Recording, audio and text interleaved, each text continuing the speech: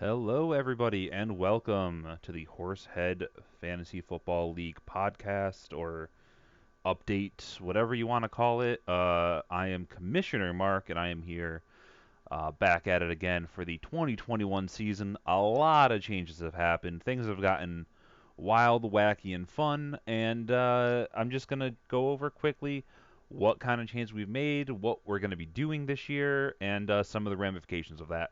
So we're going to start off over here on the money tab. So as you can see, since 2017, we've kept it pretty consistent. We've only ever really played with those last $50 of incentives, trying to figure out the best way to make those work. And I don't think we ever really found a good sweet spot for it. We tried, if you have the best quarterback, the best running back, stuff like that. We tried clumping it together and making it a roto incentive. Um, we kicked around the idea of like the best, highest score of like week 5 through 15, just all kinds of stuff, trying to figure out what to do with this last $50. And I think this year is a good year as any to just make the decision. We are done with it. There's nothing we have been able to figure out to work at this point for that last $50. So we're just going to give it to the winner. So the winner now gets half the pot, a full $600 to the winner, which is a pretty good payday. Second place still getting 250. When I say still, I mean the 2019 season, because last year we cut everything in half. Just because it was COVID times and it was a little bit wild, wacky, not great times. So I didn't want to, force everyone to pay $100 because you don't know everybody's situation. Uh, and also we didn't know what was going to happen on a weekly basis. I mean, it seems like the Ravens had people on COVID pretty much every single week, while other teams were fine, and there's really no way to predict that. So I think it was a good choice. But we're back to $100 now, and so it's 600 for first place, and then back to 250, 150, and 100 for second, third, and fourth. So basically, that $50 I was ranting about drops into the first place category. The losers, aka the fight for 50, that is the people who finish between 5th and 10th. Those 6 people, they fight it out for that last $50 at the end of the season, and try to recoup some of their money. And we brought back a very popular thing, which I love that it exists, the Eliminator. Uh, Lots of fun with that one because what we get is we get to have something to fall back on in case people are like, oh, it's not fair. I played so good all season and I just had a bad record and I had one bad week in the first week of the playoffs and I just didn't win any money. Well, it's like, okay, loser. Well, then go to the losers bracket, wreck them because apparently you're the best in the world. So go out there week 16 and 17 and absolutely crush it. Win your $50 in the fight for 50, and if you've been really doing so good all season, the eliminator should be easy for you to take down. So there's another $50, you won your money back. So no one can bitch and moan anymore about, oh, I had one bad week in the playoffs and I just had really bad luck. Oh my god. Yeah, shut up. You can earn your money back, no problem with that. So that's what's going on with that. Um, Other rules going on. You have to be paid up by the 3rd of September, preferably before then. But as we are moving to a dynasty league, I'm assuming anybody who tries to short me, I'll just start taking away draft picks next year or something like that. And if you don't come back, then good riddance.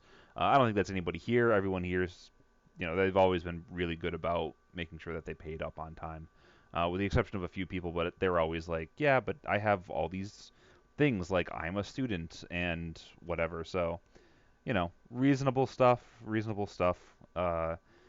Gives you, a month plus, a month and a half at this point to get your stuff in. And any penalty money, if I do assess fines, which I'll probably do first before I start docking draft picks, any penalty money I'll put into incentives somehow. Maybe I'll beef up the eliminator or the fight for 50 or, whatever we have to do. But so yeah, if you don't think you can pay by that date, let me know. We'll work something out. On to the next tab. As I said, we made a bunch of changes this year. The first is the incentives, the fight for 50, and the eliminator. The fight for 50 eliminator survived. Incentives are out of here. That is what I went over there. The money tab, I just went over that. So that's everything under money. For the draft, the Olympic sport we decided on was men's field hockey, which I think is a very interesting, very close sport odds-wise. If you look at like all the teams, no one is in the negative.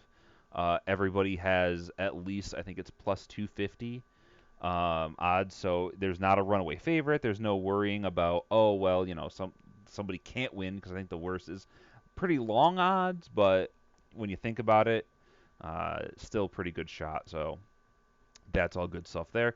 For the draft auction, disappointed myself that the snake draft won. I really wanted a hybrid draft or something like that, or a full auction if we could have managed it. I don't think a full auction would have worked once we went dynasty, because there's just too many roster spots to be auctioning people off. And I think that just at a certain point, it would just turn into a draft anyways, where people are just like on their turn taking, a person for $1, and everyone goes, "Yep, I also don't have any more than $1 to spend on a player," so you just get the player. Um, but yeah, I think that this is this is fine though. It's how we always done it, and maybe in the future we can figure something out where we have like maybe the rookies are picked by an auction or something like that. That could be fun because it's only 3 rounds. We can do it quick. The draft date is on 8/15. That was what was decided on. It is earlier than it normally is, which means we always run that risk of somebody picking somebody up who gets hurt in the preseason. But as it is a dynasty league, while it might suck to have, just because he's the number 1 overall pick, I'm not trying to curse anybody, Christian McCaffrey go down in a preseason game, so you don't get him at all during the season.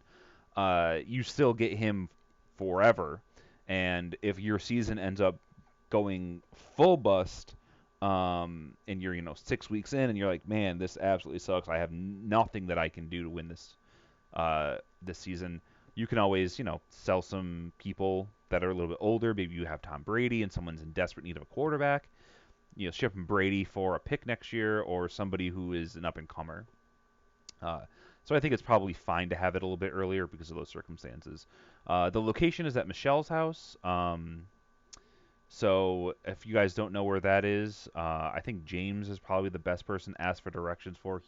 I think he's there the most of the people in the league. So yeah, you can just look into that. It's pretty close to Farmer's Daughters, so it's a pretty good location to have the draft, if I do say so. If we start getting bored, we can always pause it, run out and grab that. And if you're not in town, then you know, too bad, I guess. For trades, the trade deadline, we moved back a week. It used to be week 11, it's now week 12. And that's because playoffs are now week 14 through 16. They added the extra week. So there are now, actually, no, oops, sorry, that's wrong. Because the playoffs are now weeks 15 through 17. 15, 16, and 17 are now it, because we have an 18-week season, because everybody plays 17 games in the NFL. For us, this actually, I'll get more into that in a minute, but we're just shifting it back 1 because everything else is getting shifted back 1. And as we go along with this season, maybe at the end of the season, we can push it back even further because, maybe it works better to have trades freer later on in the season, so that if somebody really wants to overpay for somebody to make a playoff push, they can. But we'll have to see how that works out, of course. And we're going to keep Fab Money in trades. I believe Sleeper, who we're moving to, as you see later on, allow you to just drop a number in there. You can also propose 3-way, 4-way trades. So if you're like, galaxy braining it out there, and you're like, oh, I got Nick and Mark talking to me about players, because I think we're probably the 2 most prolific drafters, or not drafters. I'm shit at everything. Prolific traders. You can find a way to get us both in a trade together, and it's a lot easier. You can just see how everything's working out.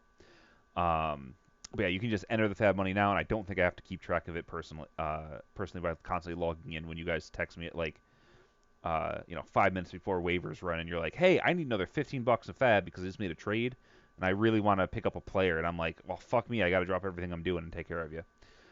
So that is what is going on with the trades. Moving on to divisions and schedules, because we have 13 weeks of regular season play as opposed to 12 from previous years. No, we have 14 weeks of regular season play. Yeah, because we have 14 weeks of regular season play. It works out a lot better for us to have three divisions because you play everybody else once. That is 8 teams, and then you play everybody in your division twice. That is 3 teams times 2 is 6. 8 plus 6 is 14. It works out perfectly versus having everybody have to basically pick one person to play twice in the season. Well, that could be fun because it's like, oh, you have like a grudge match week where it's just a rivalry game going on, or we like weave those into the last couple weeks or something. I think this is a much better way to do it, and I think the way the divisions worked out is great. And I'm going to show you the schedule and divisions in a minute once we're done with all of this. Uh, Rosters, we added a wide receiver, tight end, flex. We did not end up adding a super flex, which is very disappointing. Really wanted that, but I have been doing some research, and if we want to add a super flex later on, the best way that we can do that is to add a super flex via uh, a rule that says, okay, like let's say we wanted to implement it now. We voted right now, and but we already had our players. We would say, okay, we're not doing it this year. We're not doing it next year, but in 2023, it will be a Superflex league. And I think that's kind of how we're going to have to do with all rule changes, but I'm just using this as an example. We'd have to say, okay, so in 3 years, basically, not this year, not the next year, the one after that, we will implement it. So that gives people 2 years to make trades, to position themselves to be ready for when that finally hits. You can start making that happen. But that didn't end up happening. We ended up doing instead is just a wide receiver tight end flex. IDPs, I threw some ideas out there. I was trying to figure out like how we want to handle that because I'm afraid what's going to happen is everybody is just going to be playing a dynasty league with literally every other position, and then your IDPs are basically going to just be like we always do because no one's going to take more than one. So it's going to be a lot of sitting around being like, ah, cool, I need to pick up a linebacker this week who's a random guy because my guy's on bye, and then you just have like your guy and then your other stuff going on. We're still not going to get cornerbacks really moving in there or stuff like that. So, you know, but I think that's fine. Keeps we're added a lot of complexity this year. So I'm loving the idea of just keeping some things the same. For IR slots, we moved it back to one because benches are so incredibly deep. Um, I'm even considering proposing having IR slots literally be for people who are on IR. Like, someone's out for 3 weeks, you have such a deep bench, deal with it. IR slots are literally, I am not able to use this player for either 6 weeks or the rest of the season. I want to keep them though, and you just shift them down to there. Uh, but we are moving it back down to one because depth is going to be a major, major problem. You're going to be scavenging waivers when you can. I don't even know how waivers are going to work. We're going to be spending like $1 million on like the fourth string wide receiver because he like had a 50-yard game. It's going to be wild out there. Uh, but yeah, and then we moved on to Dynasty, which I already said, been talking a lot about. For scoring, we did make two changes. The first change is points per first down. We are no longer going with points per reception at all. It is now half a point per first down, which I think will be a little bit fairer to wide receivers, buff them up a little bit, take running backs down a little bit.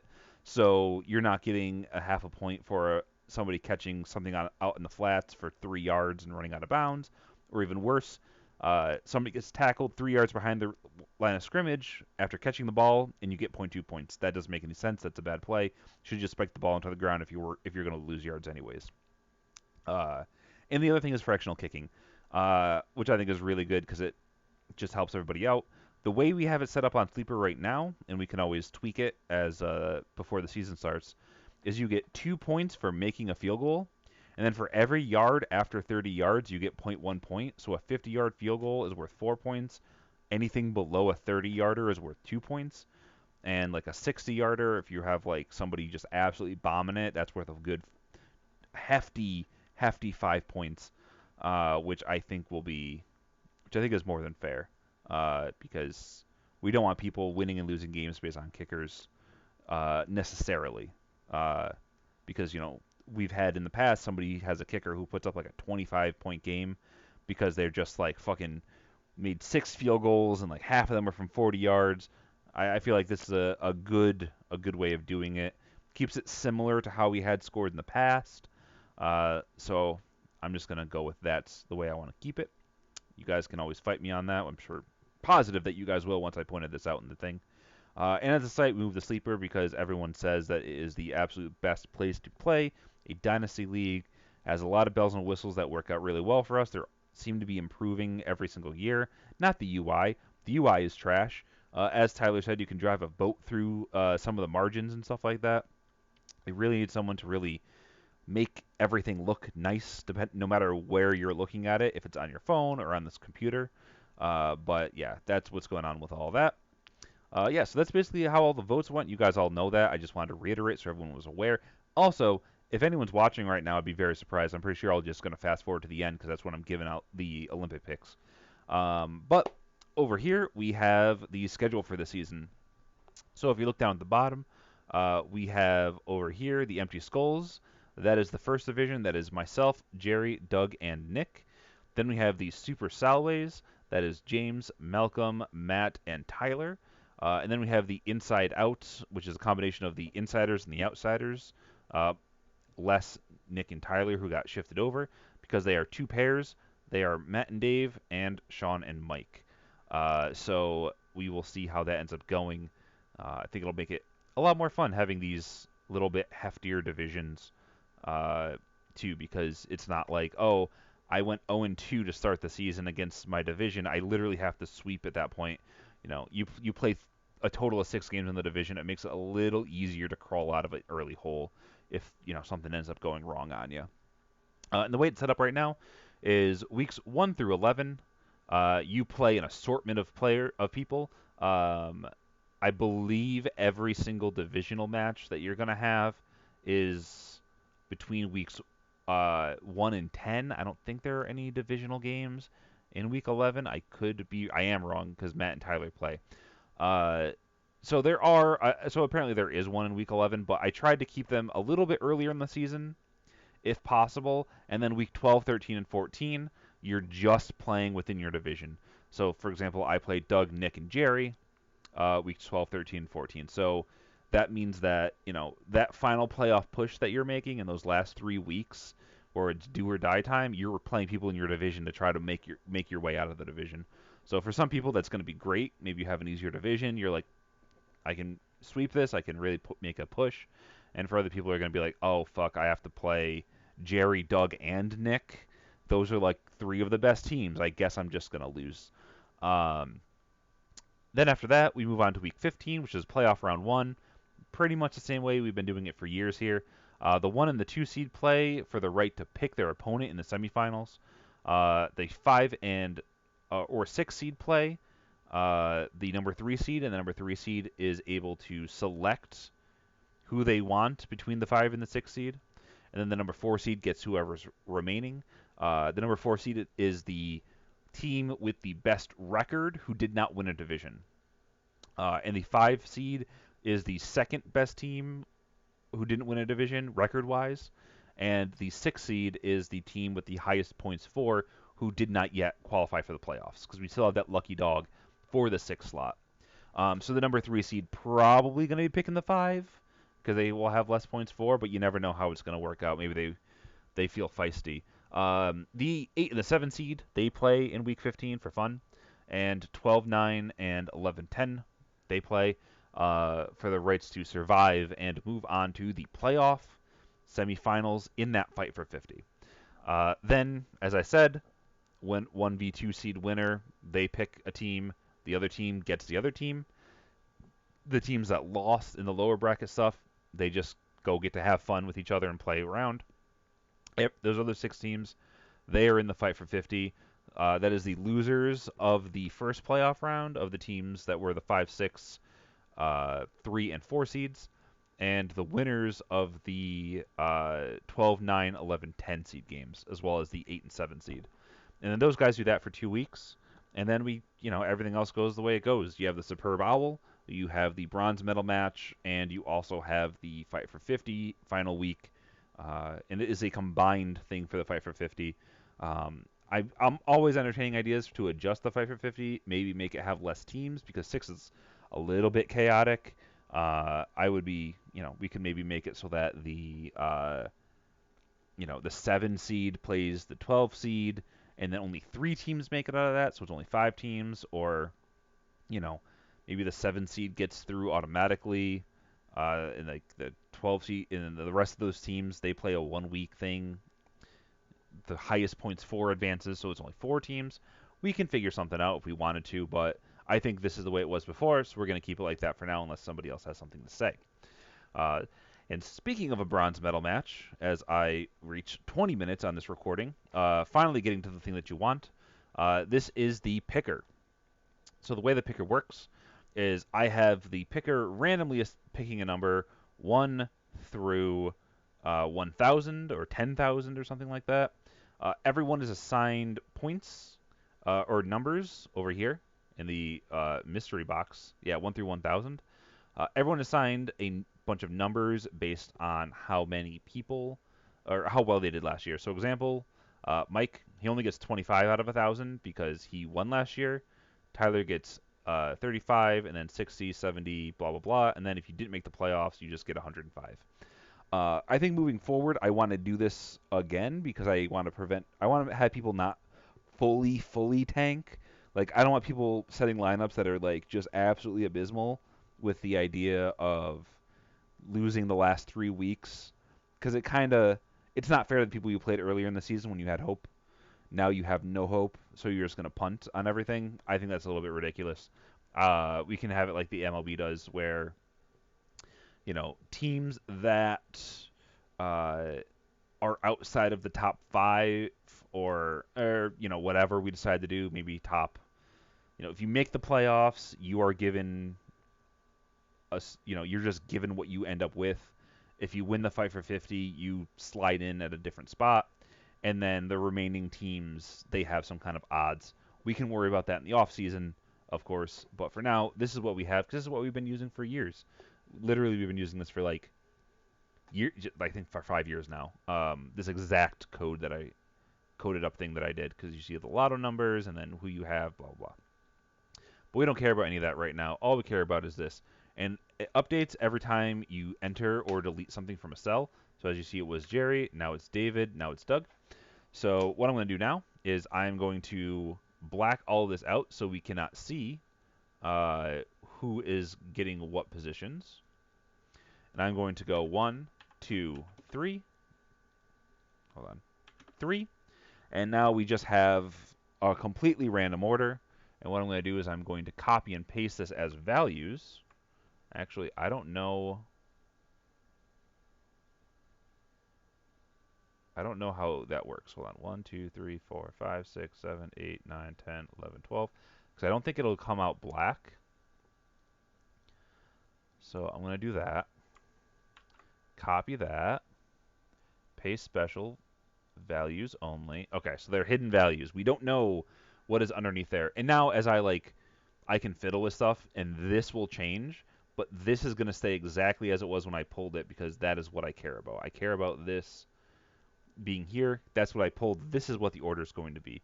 So, in last place, with the worst team, hold on a minute here. I'm going to reset these so we can actually see what we're playing for. So, in last place, with South Africa, is Dave. Dave had pretty good odds, didn't he? I'm going to... Hold on a second here. I'm going to just grab all of this. Move it over here. Yeah, so these are the odds. Yeah, Dave had pretty decent odds. Sorry to see that for you, Dave. Your draw finally happened in the 21st thing, is when you first got hit. Very sorry to see that for you. In second to last, we have Sean. Sean, the winner from 2 seasons ago. He gets a handicap of Canada, our neighbor to the north. So best of luck to you, Sean. You were drawn 19th. Then we have Matt S. None of the big guns yet, who should, in theory, go later because they have lower odds. But yeah, Matt S. coming in with New Zealand. Short trip for them. The host nation, Japan, goes to Mike, last year's champion. We finally get one of those really low odd people. I swear to fucking God, Tyler does this every year. I feel like he always gets like a really good team. Uh, so we have Spain, and the last of I think like the really unlikely ones, because once you get to Great Britain, the odds start getting a lot better. And we have Nick. Nick is in. He is another one who had pretty good odds of doing well, and he ended up coming in eighth at pick number 12, at draw number 12 rather, and he gets Spain. Now for the contenders, the people who I'm really going to be watching here, and we start off with me with Great Britain. Wanted to be a lot higher. Um, Obviously, I had really good odds, but I ended up getting drawn ninth, which means people got drawn twice before that, because you know that's just how it goes sometimes.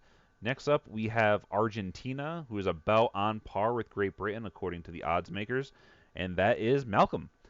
So we have Malcolm coming in at number 6. Of note, Tyler, James, Doug, and Jerry, who all have lower odds in this bottom group, still alive with only 5 to go. I think there is only one. Yeah, Matt M is the only person with the 105 that is still available to be drawn. So craziness happening out here. And finally, we get Tyler in second place. He gets India at plus 900, so not bad odds for him. And then we get Doug gets the Netherlands. I think he might have had the Netherlands before for one of these things. I'm not entirely sure. We've done a lot of them. But Doug, who ended up coming in fourth place last year, losing to James in the consolation match, he ends up getting number 4.